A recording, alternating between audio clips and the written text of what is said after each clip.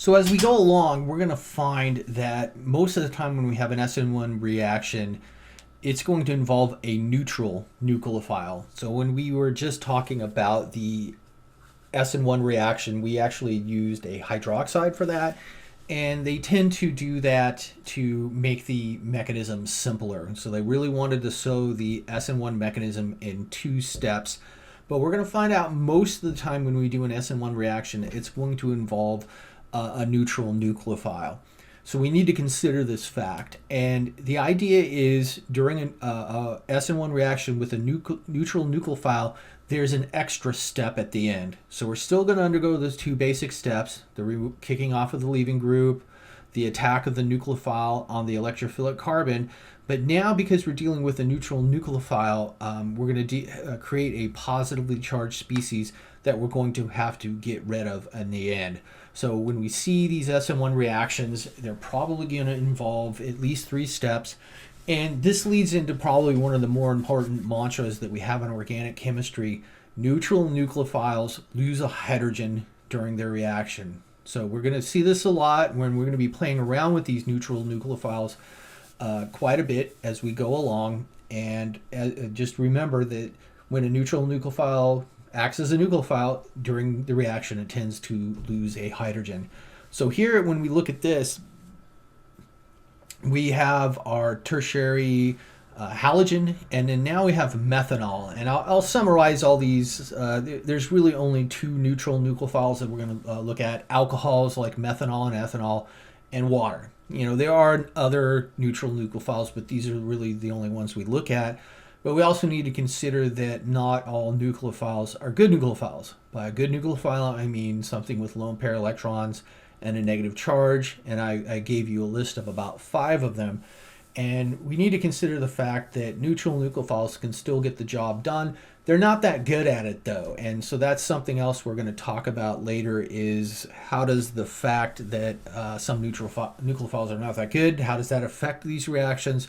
So we'll get to that when we do the summation. But for right now, what we're going to look at is the mechanism of this step. So we still are doing the basic ideas of a substitution reaction. So we're kicking off the leaving group leaves, we connect the nucleophile and the electrophilic carbon, we form a bond there, but now notice the neutral nucleophile loses a hydrogen. So this H here comes off and it actually becomes part of HBr.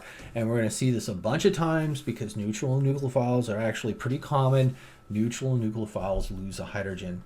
So when we do this, let's look at the mechanism, and one of the ways that you defeat organic chemistry is you try to find similarities and differences. So don't look at this mechanism as being distinctly different. This is actually the mechanism of the SN1 reaction. It's almost exactly the same, except we add another step onto the end. So it's not like having to learn a completely other thing. It's like I'm taking something that I already know and kind of adding a little bit on this. So if you think about it, if I understand this is an SN1 reaction, and if we were in class, I would try to get you guys to answer this. We already know what the first step is. The first step never changes in an SN1 reaction, at least at this point.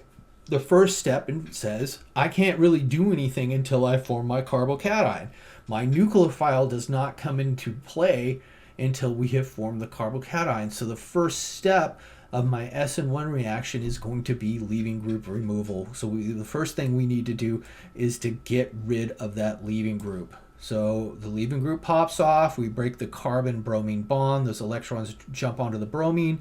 Overall, what we do is we form our carbocation, and then we form our Br minus. That has to be the first step. And then the second step is just like other SN1 reactions. It's nucleophilic attack. And this doesn't really look too much different than what we've seen. The lone pair electrons on the nucleophile attack my carbocation now. Electrons are going into the carbon, so my carbon goes from positive to neutral. But notice now, because we're starting with a neutral nucleophile, things are going to be a little bit different. Beforehand, we had a negatively charged nucleophile, and during nucleophilic attack, electrons leave, and what we end up doing is forming, my nucleophile becomes neutral and everything's fine. But here, because I have a neutral nucleophile and electrons are leaving, so the lone pair electrons are attacking the carbon, electrons are leaving the oxygen, what we end up doing is forming a positively charged oxygen. And that's one of the important things that you want to remember. Most species do not like having a positive charge and they want to get rid of it. And fortunately, there's a very easy way of getting a positive charge away from something. You deprotonate. And so if you remember, one of the first things we talked about was acid-base reactions. And this is literally what happens. Is we're going to go a deprotonation. Some base comes in and grabs on this hydrogen, removes it. Overall, what we do is we break the oxygen-hydrogen bond. Those electrons attack the oxygen. The electrons on the bond become lone pair electrons. The oxygen was positively charged. Electrons are going into it. So what we end up is forming something neutral. So this is why neutral nucleophiles lose a hydrogen, because after neutral nucleophiles do nucleophilic attack, they gain a positive charge. We want to get rid of that positive charge. So the last step is generally deprotonation during nucleophilic attack using a neutral nucleophile. And we're going to see this quite a bit as we go on with organic chemistry.